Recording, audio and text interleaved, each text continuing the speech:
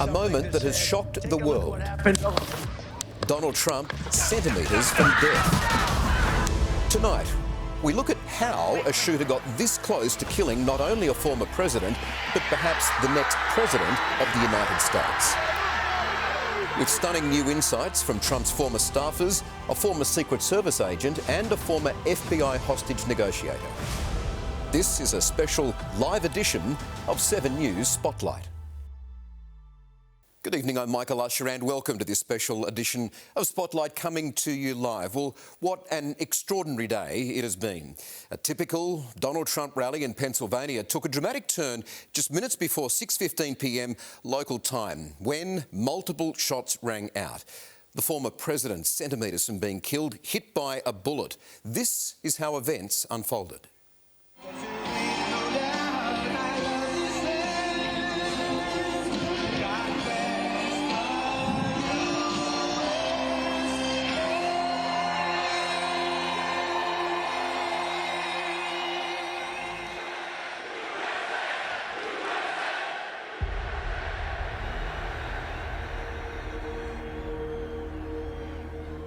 This is a big crowd. This is a big, beautiful crowd. And then the worst president in the history of our country took over. And look what happened to our country. Probably 20 million people. And you know, that's a little bit of He's going down! Take a look at what happened.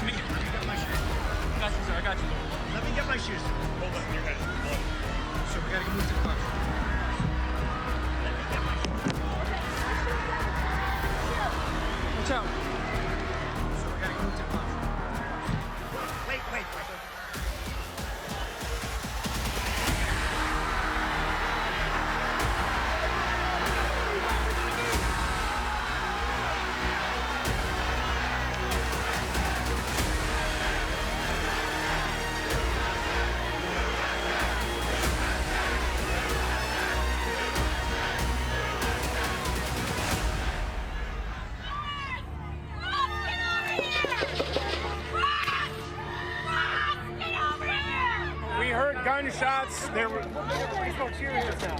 I don't know. Trump is standing. Trump is standing. Horrifying. I mean, the shot. I mean, and the stuff was coming off the side. For people to do that, I don't know. It's just, it's stunning. It's absolutely stunning.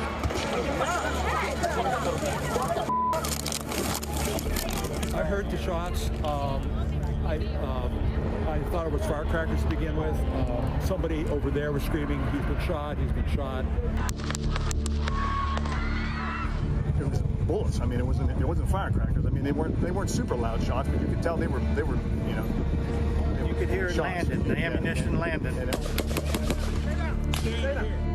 All of a sudden, somebody hollers, get down on the ground, and everybody's going down on the ground as low as they can get.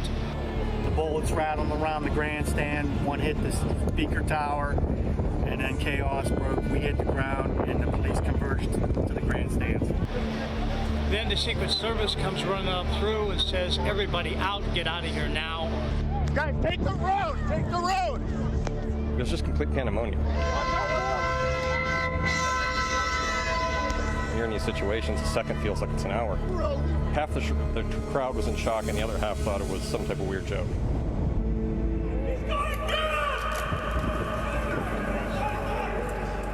We noticed a guy bear crawling up the roof of the building beside us, 50 feet away from us. We're pointing at the guy crawling up the roof. And he had a gun, right? He had a rifle. We could clearly see him with a rifle. Absolutely. The police are down there running around on the ground. We're like, hey, man, there's a guy on the roof with a rifle. And the police were like, huh, what? You know, like they didn't know what was going on. You know, we're like, hey, right here on the roof. We can see him from right here. We see him. You know, he's crawling. And next thing you know, I'm thinking to myself, I'm like, why is Trump still speaking? Why have they not pulled him off the stage?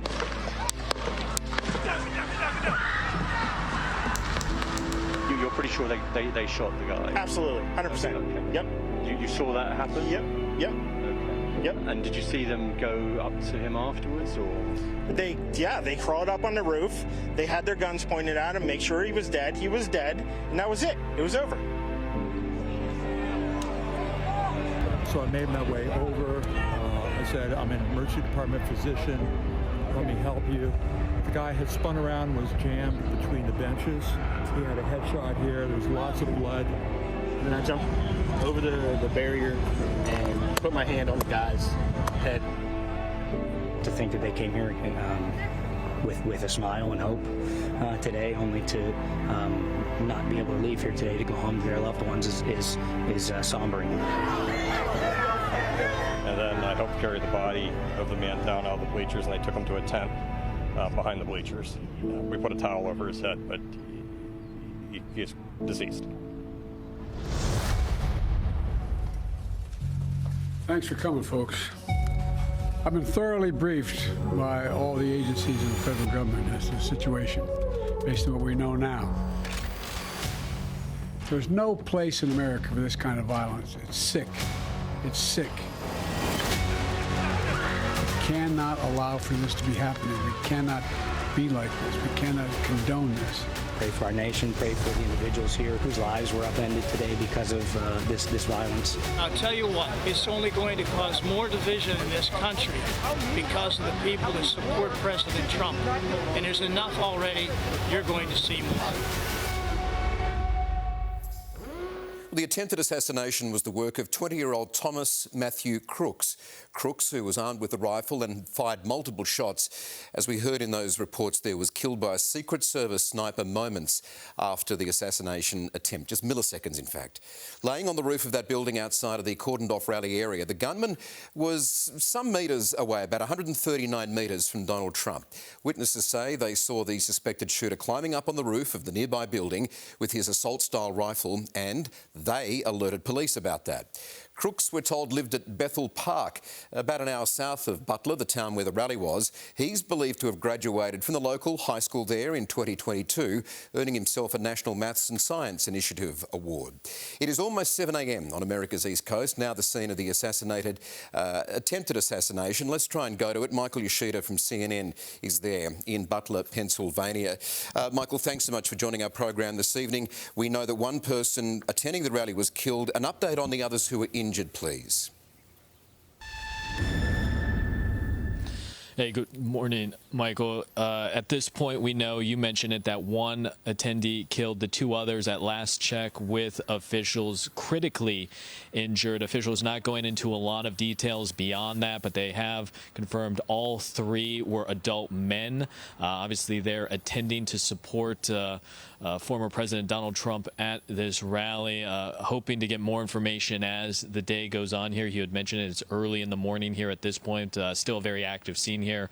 Still a lot of road closures, a lot of police investigators on this scene. But last check, those two who were critically injured, that's the latest update we have. But we do know a lot of support from around the country, probably from around the world, for those involved in this attempted assassination, those who were injured. A GoFundMe page has been set up already this morning. Hundreds of thousands of dollars have been raised to support those victims and their families. Yeah, behind you there, Michael, that is an active crime scene. Forensically, they have to find the bullets, search for all the evidence to put together the case. There are now active investigations into all of this. But on President Trump himself, he's returned to New Jersey. He did that overnight. The vision we saw was him coming down the rear of his plane, getting into his motorcade. An update on him, how he's feeling. Any more word out of the Trump camp, Michael? Yeah, so latest from them, you mentioned it, we saw him return back to New Jersey early this morning. He has put out some statements, his campaign as well, talking about it was the upper part of that right ear that was hit by that bullet. We're told he's doing fine, and that the plan right now still, obviously, the Republican National Convention, a major event set to happen this week in Milwaukee here in the United States. That's where he'll formally accept to be the nominee for the Republican Party for this year's presidential election. All of that set to be going on. Hearing from those who have spoken with the former president appears to be in good spirits given everything that has happened. Obviously, security going to be upped, though, as we head into this week. Michael Yoshida, really good of you to join us tonight from CNN. Thank you for that, from the scene where that assassination attempt happened. Now, tonight we'll be hearing from a woman who knows Donald Trump better than most, a former Secret Service agent, and a man who was a top FBI hostage negotiator. And we also have a panel of experts who can share their unique insights across all the key issues.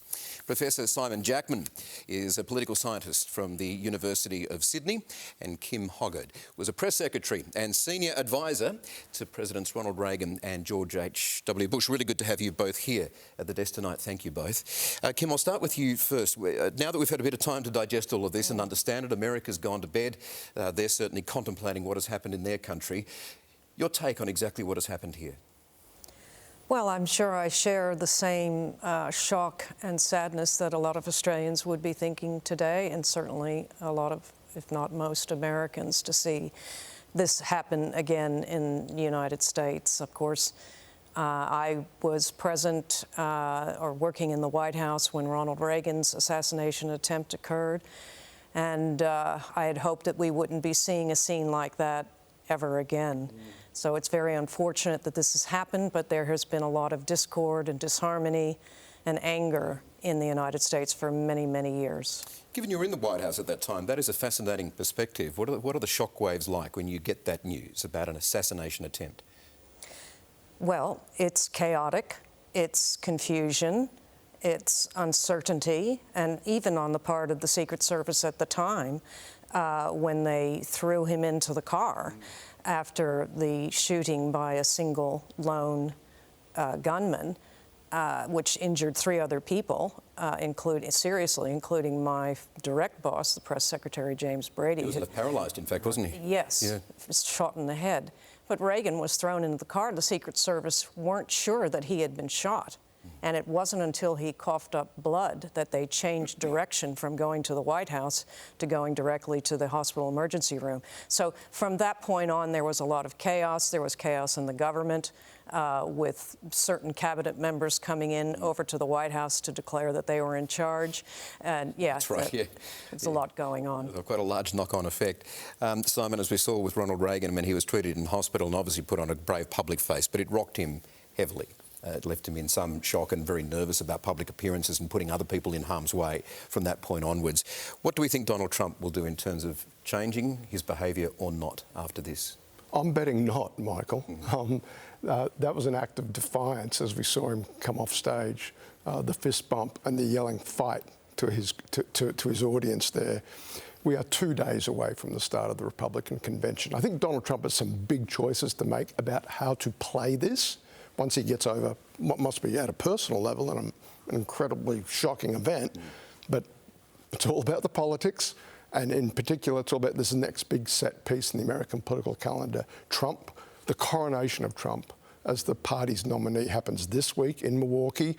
How they choose to play this moment, I think, is incredibly important. Do they escalate the rhetoric of division and start blaming the other side for this? Or do they say, this wasn't just an attack on Donald Trump, this was an attack on the democratic process, and perhaps steer the rhetoric in that way and perhaps letting calmer heads prevail rather than upping the ante? A question for both of you, I guess. I mean, the early commentary during the day of all of this was this puts him in the White House. It is now absolutely given. This propels him all the way with popular support. But is that the case? As it's sunk in a bit now and we understand what's happened in America, we saw Joe Biden come out calmly, you know, the commander-in-chief, the calm leader-in-chief, and make some comments afterwards. Kim, your views on that? Does this propel Donald Trump, or does America sit back and just wonder what angry stage it's got to? I think it's a little bit of both, to be honest. It's a little bit hard at this stage of the campaign to say that this is going to predict a trajectory to the Oval Office for Donald Trump. There's a lot of time and investigation to go on between now and then. But it certainly is initially a boost, particularly leading into the Republican National Convention, where the spotlight would have been on their party platform, the divisions that causes, and instead there's going to be, as Simon pointed out, a defiant attitude, and I think that will be carried. You know, imagery is very important to former President Trump, and that image of him standing bloodied and defiant with his fist in the air is going to be a theme, I think, that's going to carry through the week ahead. There's a campaign poster right there, isn't it?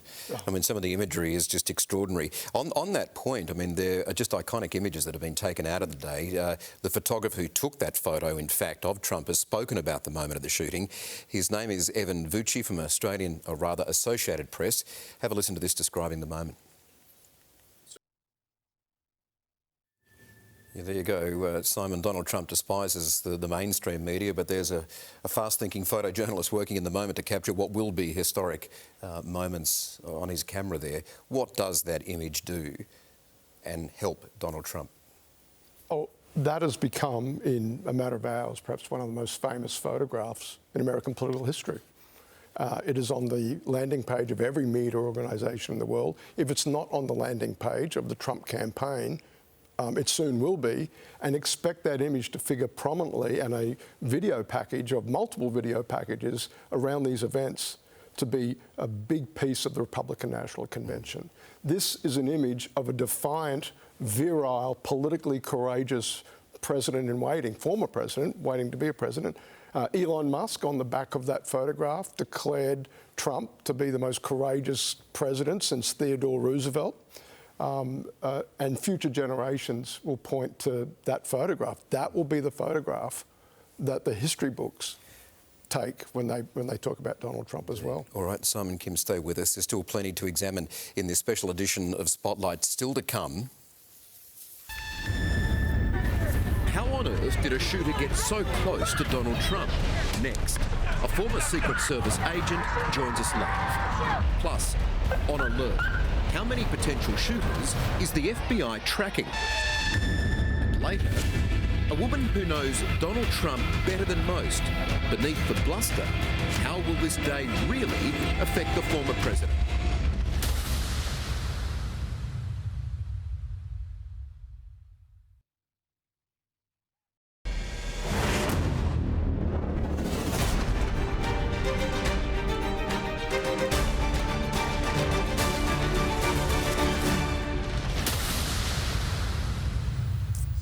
Good to have your company this Sunday evening, and welcome back to this special live edition of Spotlight.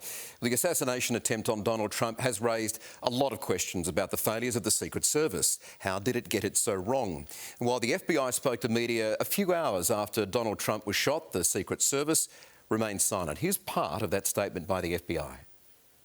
And I want to let the public know that the FBI has deployed a number of our resources, including investigative agents, our evidence response team, bomb technicians, and we have additional resources coming from other field offices, as well as from FBI headquarters, including our evidence response from Quantico, Virginia.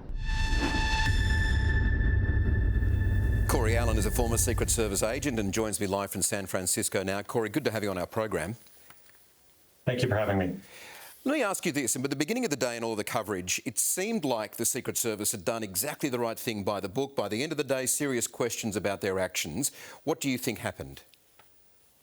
Let me just start out with, I do not speak for the Secret Service. I left the agency about 5 years ago, so I'm not speaking for them, and in no way do I represent them. But at the end of the day, it looks like there was a breakdown in the security plan, and I'm hearing reports it's only 4 a.m. here in San Francisco.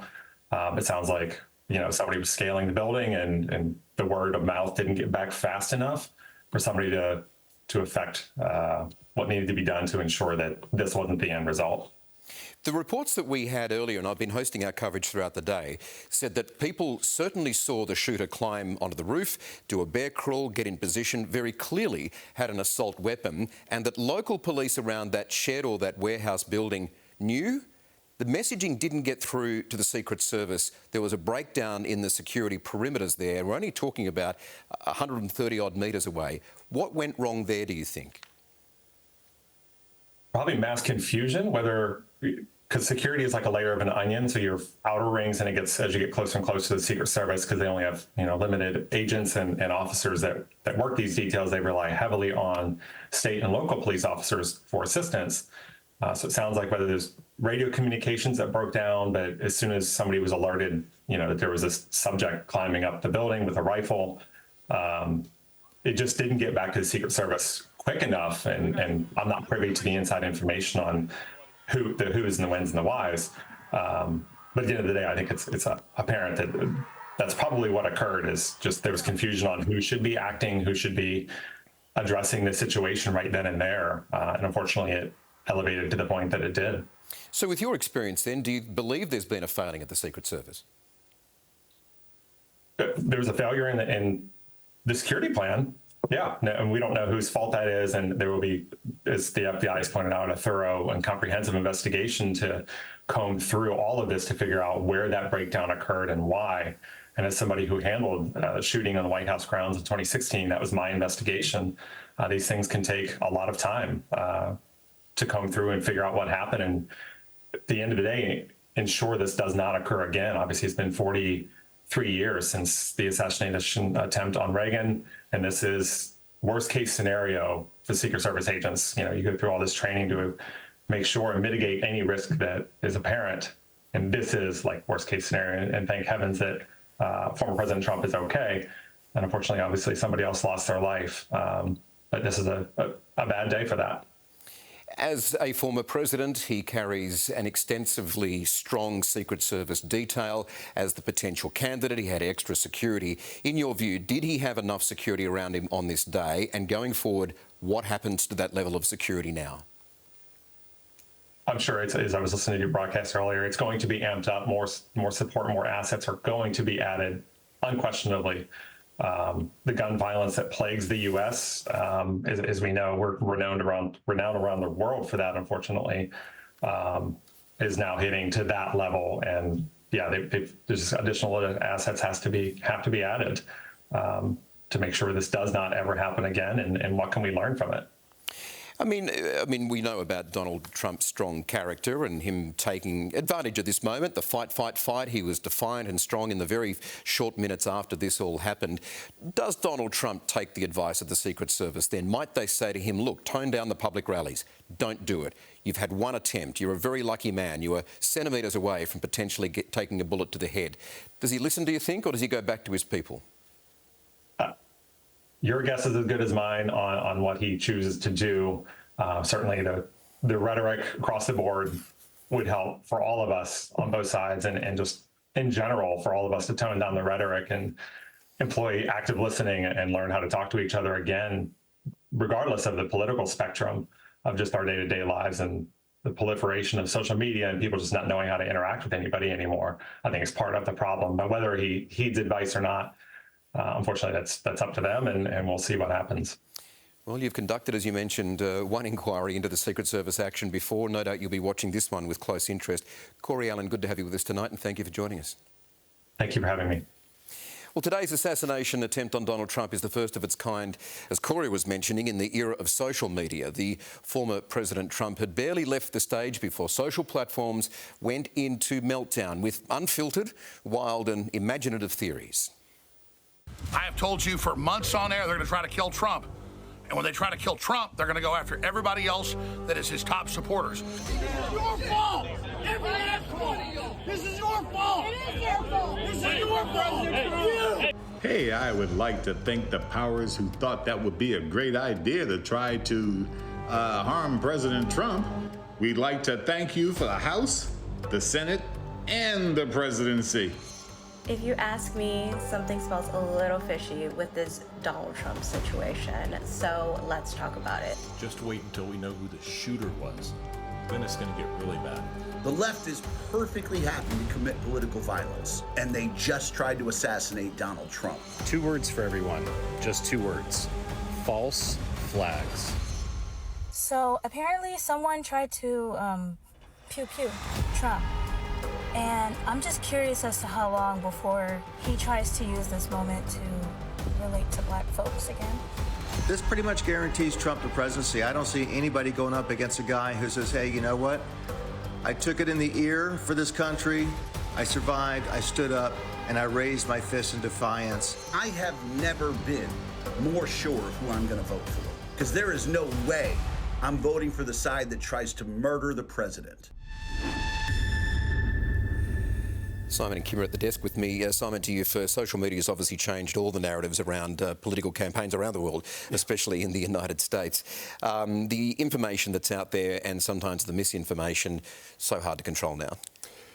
In any set of circumstances, but particularly with an event like this, which plays into the lodestone of conspiracy theory in American culture, that is the Kennedy assassination, of course, even the Lincoln assassination, an attempted assassination of a president turns up the volume on this sort of stuff immensely, and indeed, therefore, I think turns up the obligation on mainstream media and on responsible political leaders, Donald Trump himself, and again, back to all eyes being on how they set the tone for the country and indeed for the globe as we react to this at the convention over the next couple of days. Kim, if there were levels of misinformation before, they're about to go through the roof now, I guess.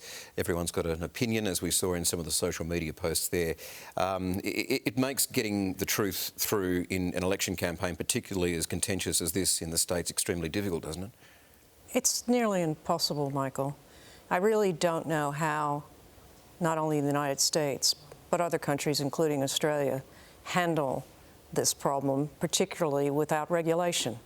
You know, none of our elected officials have really grasped the enormity of not just the internet, but now social media on our society. It's massive and it's uncontrollable. And until there is some sensible regulation, we'll be dealing with this misinformation, disinformation for the rest of our lives. And God forbid what happens when AI becomes as relevant as social media. And that's rapid, isn't it? Yes. Yeah. So I think that, as Simon said, leadership is very important, but even leadership is having a hard time getting its messages across because people don't agree on what the facts are anymore. Let's have a look at some of the quotes that came out fairly quickly after this incident today. Some Republicans blaming President Biden for the assassination attempt. Congressman Marjorie Taylor Greene posted on social media that Democrats wanted this to happen. They've wanted Trump gone for years and they're prepared to do anything to make that happen. The Senator J.D. Vance, I'll quote this, today is not just some isolated incident. The central premise of the Biden campaign is that President Donald Trump is an authoritarian fascist who must be stopped at all cost. That rhetoric led directly to President Trump's attempted assassination today. Those comments are just inflammatory, aren't they? I mean, this is going to completely skew the entire election campaign. And if Joe Biden thought he had problems with his own party backing him, he's now got everyone reactivated against him from the other side as well.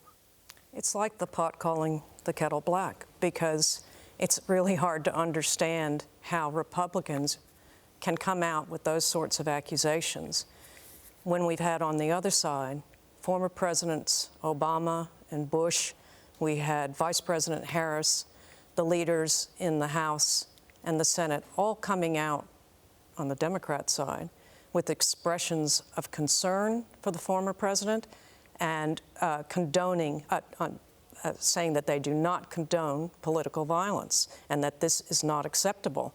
So we're getting two different reactions. Again, I get back to the leadership question. As Simon mentioned, Donald Trump has to be the one to set the tone for the Republicans.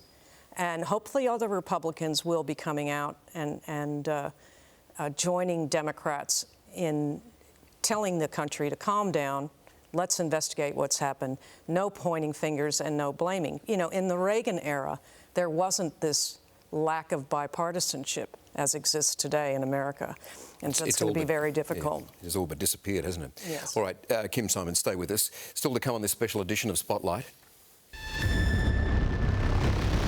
Up next, America's often forgotten history of presidential assassinations. I coughed.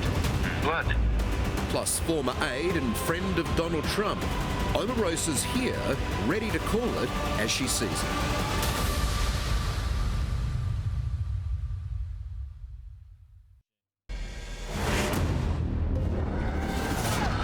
Watch out.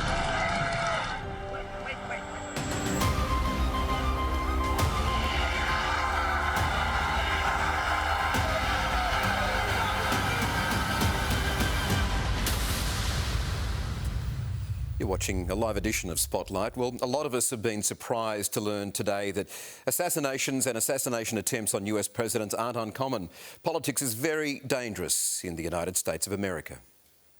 4 US presidents have been assassinated while in office.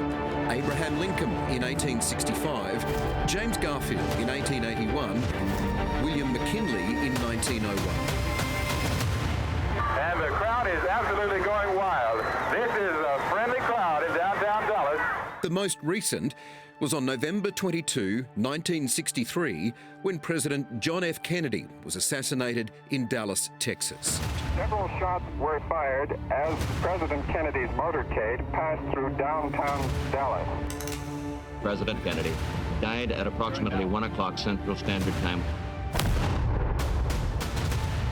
That we can start to work together. We are a great country and a compassionate country, and I intend to make that my basis for running and over the period of the next year. 5 years later, President Kennedy's brother, Robert F. Kennedy, a presidential candidate, was shot dead in Los Angeles, California.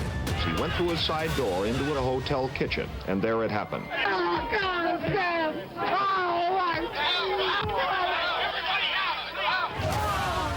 He was 42.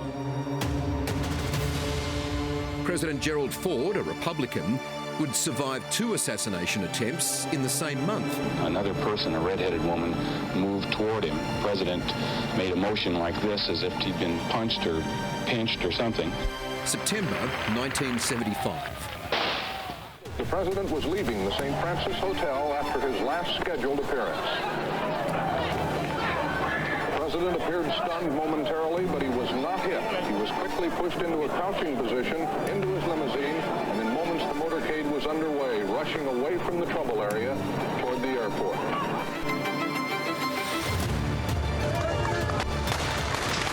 Then in 1981, John Hinckley Jr. fired several shots at President Ronald Reagan. Details are very sketchy at this moment. We don't know precisely what happened. We don't know the sequence. Reagan would spend time in hospital, but survived the attempt on his life.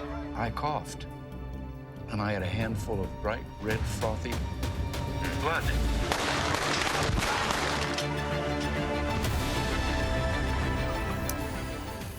It's the gunshot that reverberated around the world. So what is happening at the FBI right now? Phil Andrew is a former FBI hostage negotiator and joins us live from Chicago now.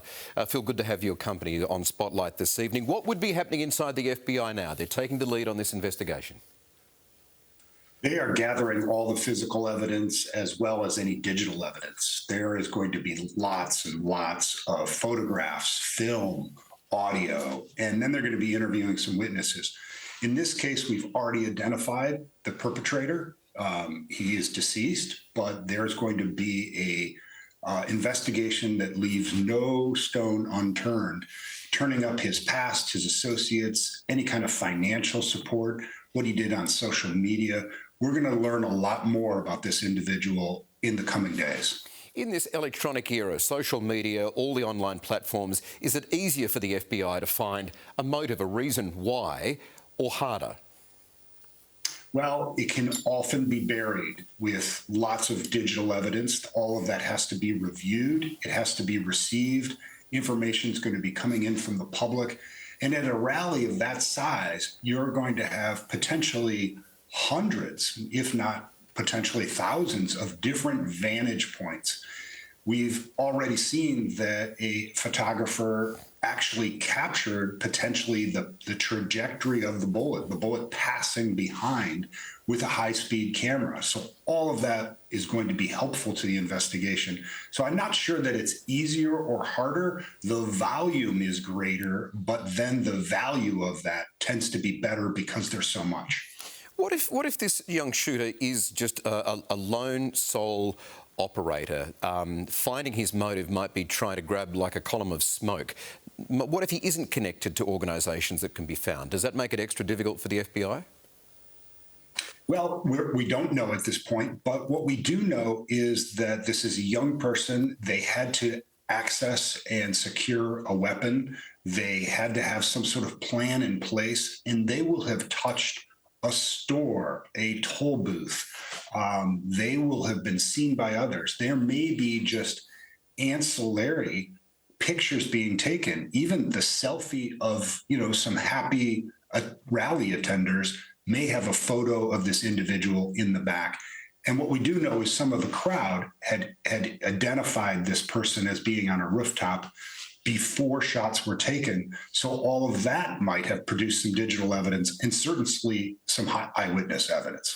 I would imagine that the FBI would be tracking certain people with plans to assassinate political figures. Perhaps they're noisier in their communications or social connections, and those intentions become known. I'd imagine also it's something the FBI spends a lot of time working on. Would this person, on the brief understanding that we have of him, have been on any alert radar of the FBI? Absolutely. So the Secret Service maintains great insights into those that have threatened presidential protectees, as well as potential working with local law enforcement to identify people who might have problems. And they do this as part of the advance of setting up the security for this. So there's going to be a very, very careful analysis of what went right and what went wrong in this particular incident. Clearly that this gunman got within hundreds of feet and on a rooftop. Was that part of the secure area? Whose responsibility was it to review that? It does look like the countermeasures were deployed very quickly and very effectively, but there's going to be a lot of scrutiny on how quickly the response was and why this wasn't identified or prevented in the first place. All right, Phil Andrew, good to have your insight, former FBI agent. Thank you for that this evening. OK, let's return to our panel now. Kim, let me ask you about this. We saw the vision of Ronald Reagan before in the previous package in the history of assassinations and attempts in the United States. Did he ever talk about that attempt on his life with all of you after the fact? We heard some of the public comments and he always had a good bit of wit on most of the stories to lift it up a bit. What did he talk about with all of you? Well, when he was first shot, of course, he tried to reassure not just the staff, but the entire country, if not the world, with his comments as he was entering the hospital, which he tried to walk into the hospital but collapsed. But upon seeing his wife, Nancy, who had been rushed over from the White House and had been obviously frightened to death, and she was ashen-faced, and he looked at her and he just smiled and said, "Honey, I forgot to duck." And those were some of the first words coming out of his mouth that reverberated around the country and calmed everyone down that, OK, maybe he's going to be OK, because the extent of his injuries really weren't known at that time. So it is confronting to watch this footage. Sure.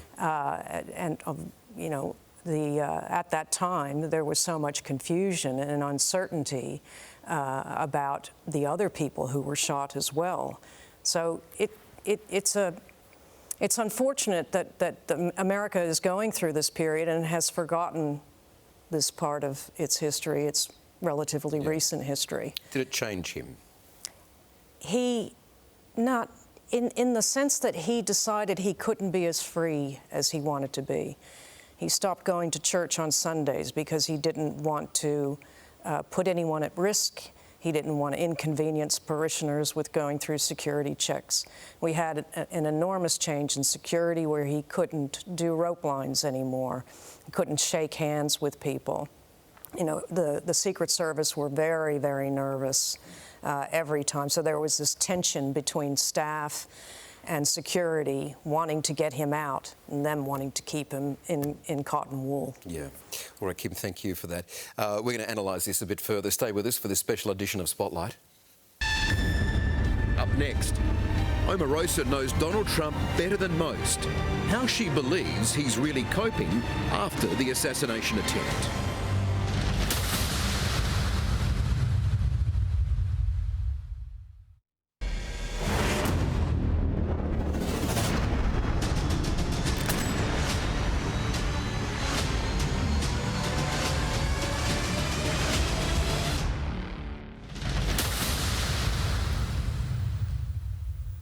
Welcome back to Spotlight this Sunday evening. There is no doubt the events of today would have had a profound impact on many of us, but what about Donald Trump? Omarosa Newman was a close associate of the former president, first as a contestant on The Apprentice and then as an advisor during his presidency. And happy to say Omarosa joins us now live from Las Vegas. Good to have your company again this evening. You know better, Donald Trump probably better than most. How does this change him, or does it change him, do you think? You know, thinking about Donald and how this would impact him, it would certainly, in my opinion, make him a bit more defiant, yes, and a bit more combative, if you can imagine that. I mean, we are on the eve of his nomination to become the Republican nominee, and this assassination attempt happens. So it has to shake him right at the very core. Donald Trump doesn't like to be out of control, and certainly these are events that he could never anticipate and that will rattle him in a way that I don't think that many other things can. We know that his children have a high level of influence around him, a very close inner circle. What might they be saying to him, do you think? You know, I thought about that a lot because of how so many of them would run to his aid and want to be close to him. But from what I understand from insiders, they were asking for a bit of a distance, that Donald had to kind of hunker down a bit so they can assess his security plans and make sure that he had enough security around him going forward. And of course, some changes that were made by the United States Secret Service. But I know that Tiffany, for instance, is very sensitive to the things that happens with her father. Ivanka would be a bit more stoic in her approach, but she too, of course, would want to be close to him and comfort him. The boys are always near to make sure that they're staffing him and aiding him and advising him. That's Don Jr. and Eric, of course. And Barron hasn't taken much of a role in the campaign, so I'm certain that he'll be concerned about his father, but certainly Melania would keep him at a great distance from any of this that would cause any pain or suffering to his children. Omarosa, from first hearing about it, your immediate reaction to now, a bit of time to digest it and think about it all. What do you make of the timeline today and your reactions during that period? You know, I've been working at this level of politics for about 20 years, and it's shocking to even think that someone would be so bold and so audacious to try to take the life of a former U.S. president and a current presidential nominee. It really just shook me as well to the core. No matter what side of the aisle you're on, whether you're a Republican or Democrat, independent or progressive, there is no place in U.S. politics for violence. And so I hope that going forward, that there are some adjustments to not just some of the actions, but the words, because Donald would have to realize that words have consequences, and you're not really sure how people react to the things that he is saying. And sometimes the words that he says, Michael, quite frankly, incite people to act or react in different ways. Good advice. I just wonder whether there's that reflection there tonight. He's in his New Jersey house where he went straight to after leaving the rally, and I don't know, perhaps a night to sleep about it. Some close counsel around him might lead to that reflection. We'll have to see. Omarosa Newman, yes. Good to talk to you again. Thanks for joining us. And you too as well, Michael. We'll have more of this special live edition of Spotlight in just a moment.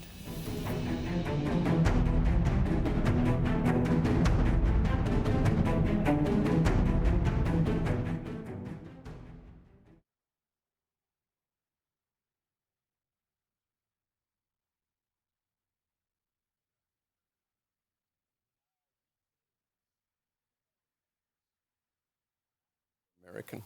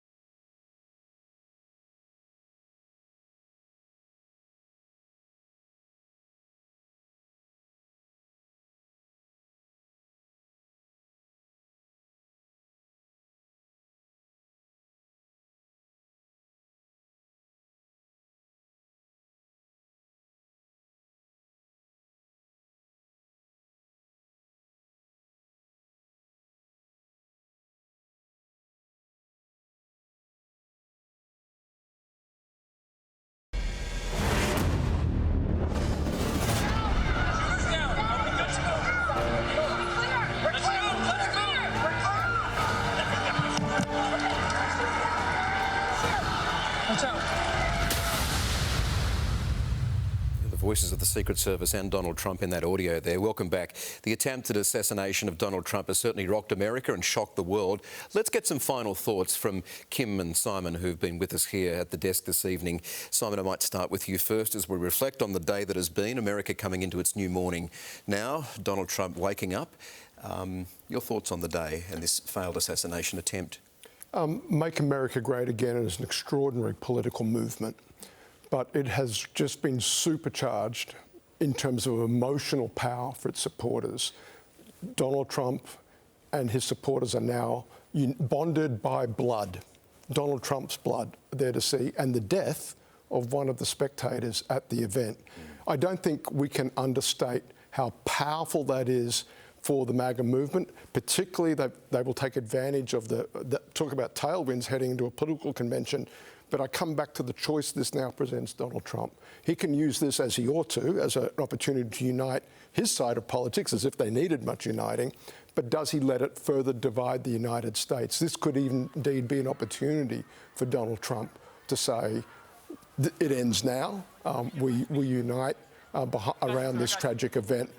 As we are united in our movement, MAGA, it's time to unite the country. I wonder if words like that will be coming from Donald Trump in the next 96 hours or so on Milwaukee. Kim, your final thoughts? Well, I agree with what Simon has said, but I would add to that picture that this comes at a time when the Democrats are arguing about who their candidate will be, an incumbent president or someone younger. So we've thrown into the mix now this assassination attempt, and we've created a very dangerous moment in the United States. And it's very hard to predict how Donald Trump will react going forward, going into the Republican National Convention. I don't see him changing his stripes just because of this event. You would think that some who have experienced this would feel a bit shaken and calm down the rhetoric. We can only hope he helps to do that. But it really comes from him, and the fist pumping in the air and the words fight, fight, fight resonate, and they resonate with a lot of Americans. And so it's going to be a bumpy ride, and we can only hope that other elected leaders come forward and do the responsible thing and tone down the political rhetoric. Kim Hoggard, thank you for joining me. Simon Jackman, also to you as well. Thank you both. That brings us to the end of this special edition of Spotlight. Our promoted stories on San Francisco and Crowded House, they've had to be postponed, obviously due to our special coverage. We'll bring you those shortly. I'm Michael Usher. Really good to have your company this Sunday evening. Thank you and good night.